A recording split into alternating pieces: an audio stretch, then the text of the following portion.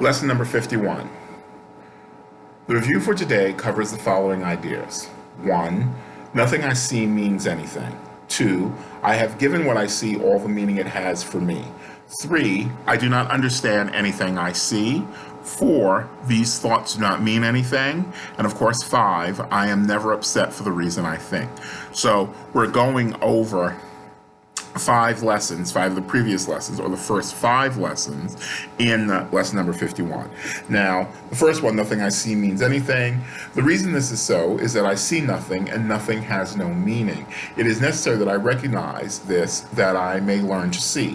What I think I see now is taking the place of vision. I must let it go by realizing it has no meaning so that vision may take its place.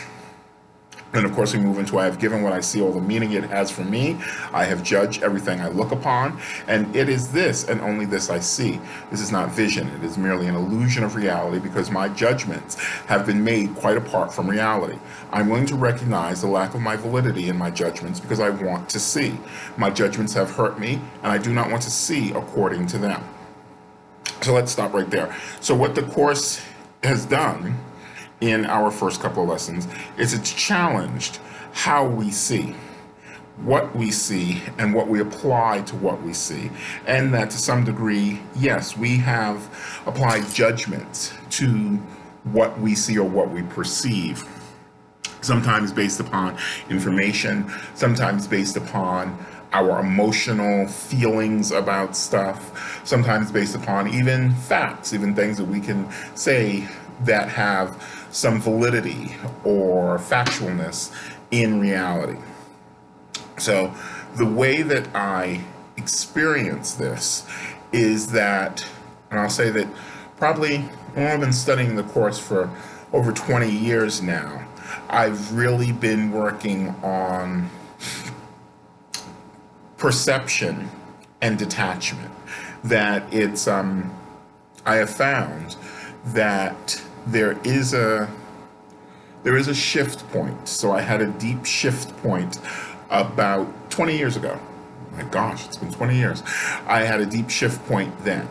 And what I can tell you is that growing up, I grew up in what, in retrospect, now through an adult lens or an adult evaluation or an adult way of ticking off things, was dysfunctional. My parents both had substance issues, though they were able to work their way into recovery by my teen years. So they were able to see in perception that how they were living and how they were dealing with their pain and their issues was not healthy, was not good. And so they made effort to evaluate and to change. So that was good. I also grew up, but because of that, to some degree, a domino effect, that there were lots of aspects of abuse in my life. So that there was physical abuse, there was emotional abuse, there was sexual abuse, all of that as a child. And so as I grew, it took a while for me to discern, hey, this is not normal. Probably by my mid-teens, I was able to clearly see that this was not good, this was not normal. It wasn't movie of the week, but it was consistent enough that both my parents and other family members played with my reality, with truth with me, so that for a long time I doubted myself. I doubted seeing what anything was. But what this actually did was it set up a level of clarity that once I introduced the course into my life, it was about my early 20s. Between 21 and 22, I went away for college, and I was able to get books that were related to the course, written by people who studied the course, like Marianne Williamson, and then eventually get my hands on the course and actually start doing the lessons. So I had a period of time where my I would say between 15 and 23, 24, where what had been programmed into me, prescribed into me, and my doubt about the programmers and the program, and then reinstalling some things. So part of what was helpful was the dysfunction, because once I was able to establish it was dysfunction, I said, well, you gotta put something in here. You gotta, I must have some kind of foundation. So what was dysfunctional?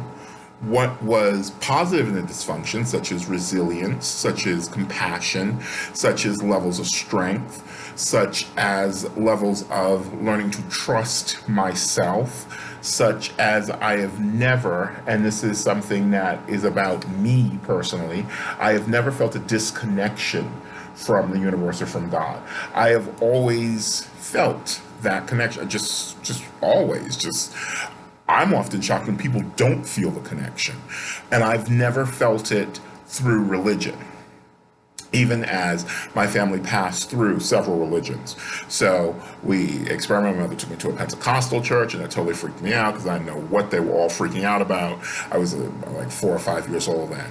Then my grandmother was Protestant.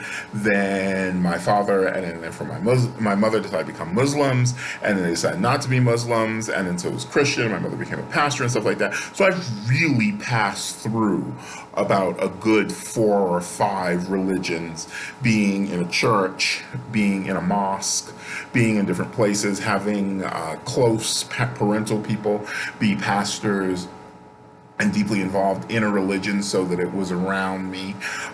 So I have a good, and I went to Catholic school. I know just about every religion I've just kind of danced through.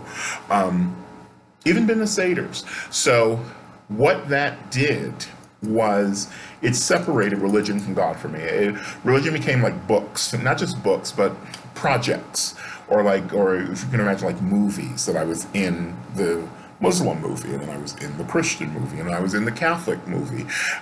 So they were like movies that I was just roles I was in. And then I said, okay, no, I got it. And I actually considered, a couple of people, I don't know if I ever really talked about this.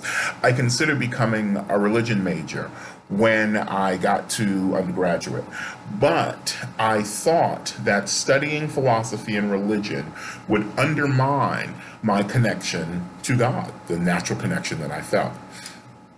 So I started from seeing nothing with the course, because I had seen a lot of human everything about religion and about God. So I kind of put that down for a while, and it made it a little easier to pick up the course, because part of what the course spoke to with me is, of course, said, we're going to use this terminology of God and Jesus and stuff like that, just because it's recognizable. And I was like, okay, because that's how it kind of had been in the other religions for me too. I'd kind of said, okay, just to be in the movie, with my family, or moving through with my family, or to experience and check out and think about with others, and my own personal investigations. So seeing nothing, attributing that my perception had to release some things in order to see some things wasn't problematic at all. So I will challenge it in these first 5 lessons, which really focus on how you see and the meaning to what you see, and not understanding what you see, and that even that your thoughts about what you see don't mean anything, and that really I'm not upset for the reason that I think, which leads me back to my mantra that I've had for over 25 years. If time, space, the body, and death don't exist, then why are you so upset? So I'll leave you with that. Kyle Phoenix Show is always at gmail.com. You can type in Kyle Phoenix to Google, and our webpage will come up, and books and other videos and stuff like that. And you can always email me, as well as I'm making sure all of these are posted on Facebook, so that you can enjoy and kind of work through and churn through the videos themselves. Thank you so much, and have a good day.